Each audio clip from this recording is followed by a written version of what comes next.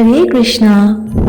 একাদশীৰ বিষয়ে আমি প্ৰায় সকলোৱে শুনি আহিছোঁ যে এই দিনটোত ব্ৰত ৰখা উচিত, কিন্তু বহু ব্যক্তিয়ে হয়তো নাজানে যে এই একাদশী হয় কি, আৰু এই একাদশী ব্ৰত ৰাখিলে কিনো হয়, অথবা ইয়াৰ মাহাত্ম্যনো কি, ইত্যাদি ইত্যাদি।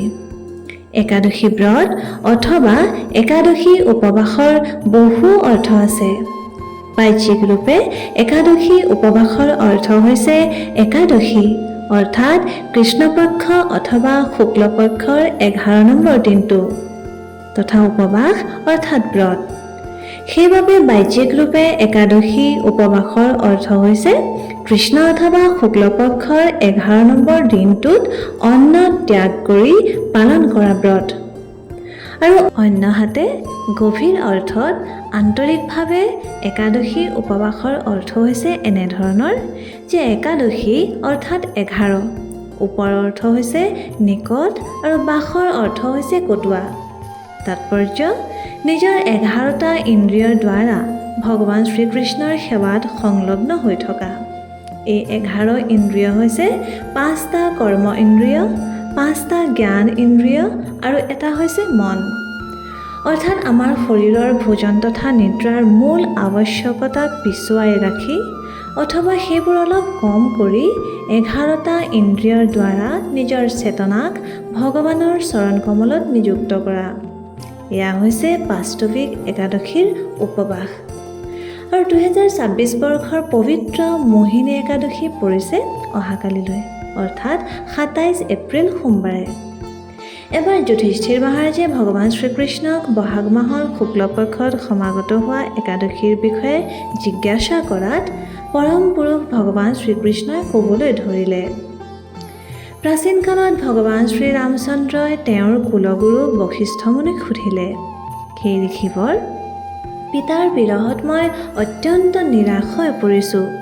কৃপা কৰি আপুনি মোক এনে কোনো ব্ৰতৰ কথা কওক যিটো পালন কৰিলে মই সমস্ত পাপ তথা দুখৰ পৰা মুক্ত হৈ পৰিব পাৰোঁ। এই কথা শুনি বশিষ্ঠ মুনিয়ে ক'লে, প্ৰিয় ৰাম, আপুনি অত্যন্ত বুদ্ধিমান। আপোনাৰ পবিত্ৰ নামেই সমস্ত দুখৰ নাশ কৰে। তথাপিও জীৱৰ কল্যাণৰ অৰ্থে আপুনি যি প্ৰশ্ন কৰিছে সেয়া অত্যন্ত প্ৰশংসনীয়। বহাগ মাহৰ শুক্লপক্ষত সমাগত হোৱা মোহিনী একাদশী অত্যন্ত শুভ। এই ব্ৰত পালনৰ দ্বাৰা ব্যক্তি সমস্ত ভৌতিক ক্লেশ তথা পাপৰ পৰা মুক্ত হৈ পৰে। এতিয়া আপুনি এই বিষয়ত জড়িত হৈ থকা এটা পৌৰাণিক কথা শ্ৰৱণ কৰক। প্ৰাচীন কালত সৰস্বতী নদীৰ পাৰত ভদ্ৰাৱতী নামৰ এখন সুন্দৰ ৰাজ্য আছিল। এই ৰাজ্যৰ শাসক আছিল ৰজা দ্যুতিমান। অত্যন্ত সহিষ্ণু তথা প্ৰজাপালক এই ৰজাৰ ৰাজ্যত ধনপাল নামৰ এজন পুণ্যশালী বৈষ্ণৱেও নিজৰ পৰিবাৰৰ সৈতে বাস কৰিছিল। নিজৰ নামৰ অনুসৰি তেওঁ নিজৰ ৰাজ্যত অনেক ধৰ্মশালা, উদ্যান, পাঠশালা, পুখুৰী তথা ভগৱান শ্ৰীবিষ্ণুৰ মন্দিৰ ইত্যাদি নিৰ্মাণ কৰি নিজৰ ধন ৰাইজৰ সেৱাৰ অৰ্থে ব্যৱহাৰ কৰিছিল। এই পৰোপকাৰী বৈষ্ণৱজনৰ 5জন পুত্ৰ আছিল। তেওঁলোকৰ নাম আছিল সমান, দ্যুতিমান, মেধৱী, সুকৃতি তথা ধৃষ্টবুদ্ধি। সকলোকেইজন পুত্ৰই আছিল সদাচাৰী, কিন্তু তেওঁৰ পুত্ৰ ধৃষ্টবুদ্ধি নিজৰ নাম অনুসৰিয়ে অত্যন্ত দুৰাচাৰী আছিল। নিষ্পাপ পশু হত্যা, মাংস ভক্ষণ, মদিৰাপান, বেশ্যাগমন, চুৰি, জুৱা খেলা ইত্যাদি সকলোবোৰ বদ অভ্যাসেই তেওঁৰ মাজত সন্নিৱিষ্ট হৈ আছিল। তেওঁ কেতিয়াও কোনো ব্ৰাহ্মণ, বৈষ্ণৱ, অতিথি, জ্যেষ্ঠজনক সন্মান প্ৰদৰ্শন নকৰিছিল আৰু কেতিয়াও কোনো ধন উপাৰ্জনো নকৰিছিল, বৰঞ্চ নিজ পিতৃৰ সম্পত্তিৰ অন্ধভাৱে ব্যয়হে কৰিছিল। আৰু এদিনাখন হ'ল কি যে তেওঁৰ পিতৃয়ে ধৃষ্টবুদ্ধিক এটা চাৰিআলিৰ মাজত নিৰ্লজ্জভাৱে এগৰাকী বেশ্যাৰ সৈতে কান্ধত ধৰাধৰিকৈ গৈ থকা দেখা পালে। পৰিণতিত ঠিক সেইদিনাই ধৰমপালে দুখত ম্ৰিয়মান হৈ নিজ পুত্ৰক ঘৰ তথা সম্পত্তিৰ পৰা নিষ্কাশিত কৰি দিলে। আৰু যি বুদ্ধি এবাৰ মলিন হৈ পৰে দৰাচলতে সি ইমান সহজে শুদ্ধ হ'ব নোৱাৰে। সেইবাবে দৃষ্টবুদ্ধি ঘৰৰ পৰা ওলাইতো গ'ল, কিন্তু যেন ইয়াৰ দ্বাৰাও তাৰ ওপৰত কোনো ধৰণৰ প্ৰভাৱেই নপৰিল। সি নিজৰ সেই পুৰণি আচনবোৰ ত্যাগ নকৰাকৈ ঠিক আগৰ দৰেই অব্যাহত ৰাখিলে। কেইবাবাৰো ৰজাৰ সৈনিকে তাক ধৰিছিলো, কিন্তু পিতৃৰ প্ৰতিষ্ঠাই তাক ৰক্ষা কৰি আছিল। কিন্তু এতিয়া সমস্ত সীমা চেৰাই গ'ল। অন্তত ৰজাই দৃষ্টবুদ্ধিক ৰাজ্যৰ পৰাও উলিয়াই দিলে। এতিয়া সি জংঘলৰ মাজত অকলে ভ্ৰমি ফুৰিবলৈ ধৰিলে। তাৰ সকলো মিত্ৰ ৰাজ্যতে এৰাই গৈছিল, আৰু যি ধন আছিল সেয়াও ইতিমধ্যে সমাপ্ত হৈ পৰিছিল। সেইবাবে এতিয়া সি জংঘলৰ প্ৰাণী চিকাৰ কৰি কেঁচা মাংস খোৱাকে আৰম্ভ কৰি দিলে। কিন্তু সি সৰ্বদাই দুখত আছিল।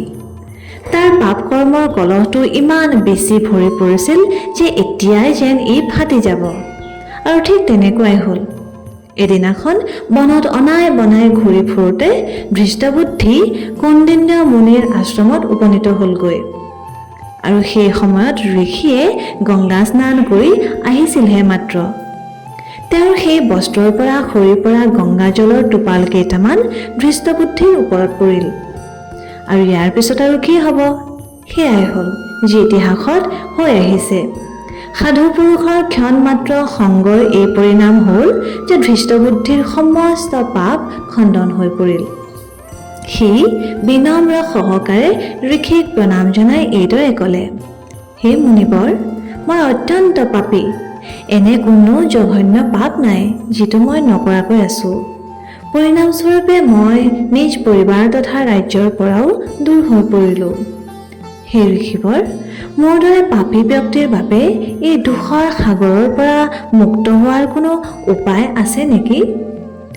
এইদৰে কৈ তেওঁ ঋষি কৌণ্ডিন্যৰ ফালে আশাৰে চাই ৰ'ল। তাৰ এই বচন শুনি ঋষিয়ে ক'লে, হে বৎস, ধ্যানপূৰ্বক শুনা। মই তোমাক এনে এক ব্ৰতৰ বিষয়ে ক'বলৈ লৈছোঁ যিয়ে মেৰু পৰ্বততকৈও অধিক প্ৰচণ্ড পাপ ৰাশিক নষ্ট কৰি পেলায়। এই ব্ৰত পালনৰ দ্বাৰা কিছু সময়ৰ ভিতৰতে তোমাৰ সমস্ত পাপ নাশ হৈ পৰিব। তুমি আধ্যাত্মিক গতি প্ৰাপ্তি কৰিবা। আৰু এই ব্ৰত হৈছে বহাগ মাহৰ শুক্লপক্ষৰ মোহিনী একাদশী। এই ব্ৰত দৃঢ়পূৰ্বক পালন কৰিবা, তেতিয়া তোমাৰ সকলো কষ্ট সমাপ্ত হৈ পৰিব।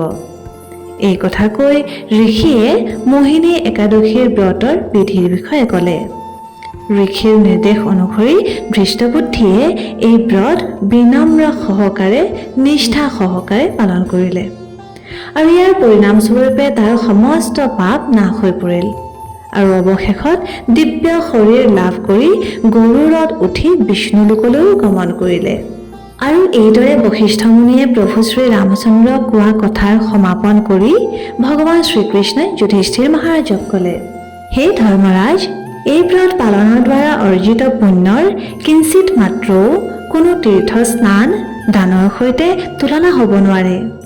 যি ব্যক্তিয়ে এই কথাৰ শ্ৰৱণো কৰে তেওঁ 1000 গৰু দান কৰাৰ পুণ্যফল প্ৰাপ্তি হয়। সেইবাবে মোহিনী একাদশীৰ ব্ৰত অতি উত্তম হয়। এই তিথি হৈছে সমস্ত পাপ হৰণ কৰোঁতা। এই ব্ৰতৰ প্ৰভাৱত মনুষ্য মোহ জালৰ পৰা মুক্ত হৈ পৰে। তেন্তে আহক আমিও মোহিনী একাদশীৰ ব্ৰত পালন কৰোঁ আৰু পাপ তথা মোহৰ মুক্ত হৈ জীৱনৰ পৰম লক্ষ্য প্ৰাপ্তি কৰাৰ প্ৰয়াস কৰোঁ। ধন্যবাদ। হৰে কৃষ্ণ।